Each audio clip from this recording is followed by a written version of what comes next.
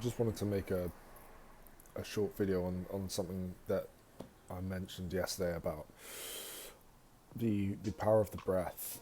I didn't really kind of go into depth about it, and although it's mentioned a lot, especially in kind of meditations and mindfulness, it can be very easily overlooked as it's almost like a cliche. You hear people sometimes like be like, anytime someone's injured, they're like, just breathe, just breathe through it. So it's almost like a bit of a mockery now, just kind of talking about using your breath as like a tool. But it's something that has helped me a lot as someone who can get very quickly overstimulated or kind of go into some mental meltdown. Being able to kind of use the breath to act as almost a buffer between yourself and a kind of explosion, if you want to call it that. I don't know what the kind of appropriate term for it is, but hopefully you know what I'm touching at. It can act as a buffer in a sense, and it's very good at being grounding. It kind of centers you back into the present, and that's the other thing that it helps with as well is keeping your mind present, because having ADHD, you kind of your mind's it's like a pinball machine of thoughts. Like, you're just between things all the time, and I can very often find myself, without kind of knowing, developing these kind of negative thoughts or thinking about past things or mistakes or anything like that. It can very quickly happen without me even noticing, until I start having almost a physical reaction to the stress, and it's perfect for that as well. And a lot of people say it's not that useful, and I was one of those people, and until I kind of took it seriously. I wasn't taking it seriously a lot initially, because, like I said, it's almost like a mockery. But the point that I touched on yesterday about the counting of the top and bottom of the breath, or breath and the exhale, is just such a simple technique that is so effective. It's like a metronome for your brain, is how I see it. So it's almost as if when your mind kind of goes to negative thoughts or overthinking or kind of distressing a bit, it's like the tempo of the song speeds up, and then if you're able to kind of reintroduce that metronome, it kind of brings everything back down again, and like I said, kind of grounds you. It's almost like reminding you where you are, essentially, and it's perfect for that. And it's not to say that's kind of not the only tool that breathing gives you. It gives you a lot. I'm not a breath expert, but yeah, there are loads of different ways. I know a lot of people use circular breathing with anything high stress, or sports as well. A lot of people use it in sports to kind of keep your heart rate kind of consistent.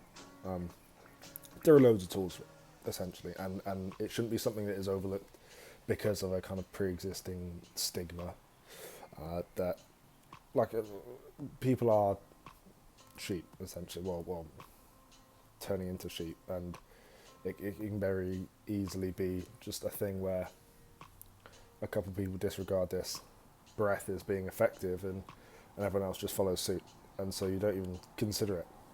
So if you do give it consideration, you can find a lot of ways that can help you.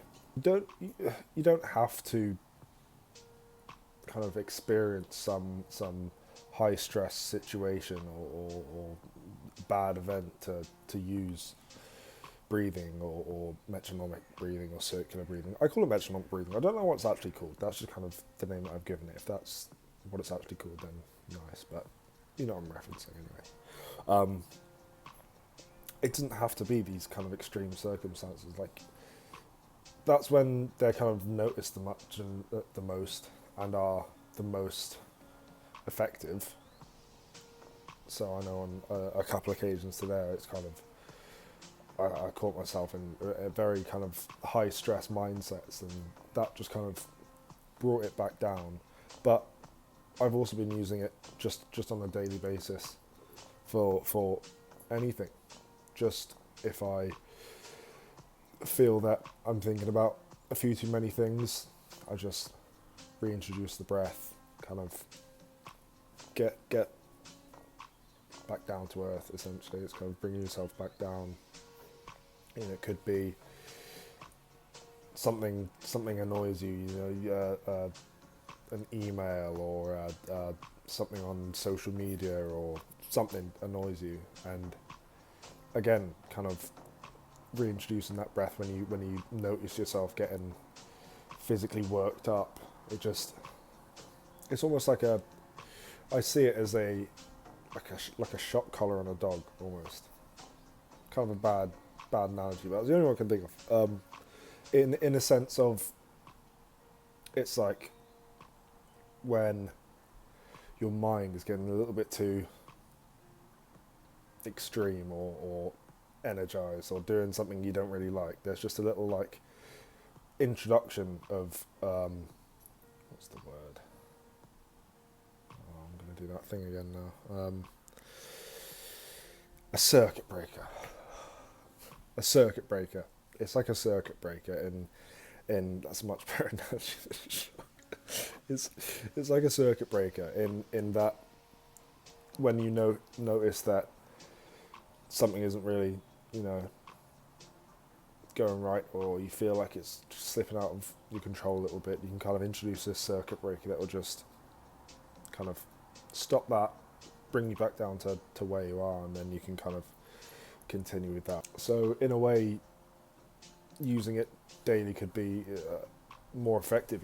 It could help you kind of develop it into something that is almost subconscious. You don't even have to tell yourself to do it to introduce the breath to calm you down.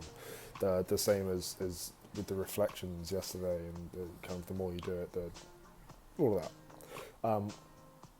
The more you're practicing it, the more effective it's gonna be, and the more natural it's gonna be. Because I know for me initially it was very alien for me. I had to do it in guided meditations a few times until I kind of really got the feel of it, and now it's at a point where, like I said today, I feel something kind of getting a little bit out of hand, I can just bring it in after 10 counts, so one up, one down. I'm just kind of back where I am, and then I can stay present, because I said that's one of the things that I'm trying to do the most recently, is just kind of keep present and experience every day for the day. So yeah, don't underestimate the breath. Give it a practice. If you feel yourself getting a bit too mentally excited, or you feel your mind kind of drifting off somewhere, you can just introduce it, kind of get that metronome going, and then everything kind of calms back down, essentially. So we're going to keep practicing that, and we're going to stay present. We're going to be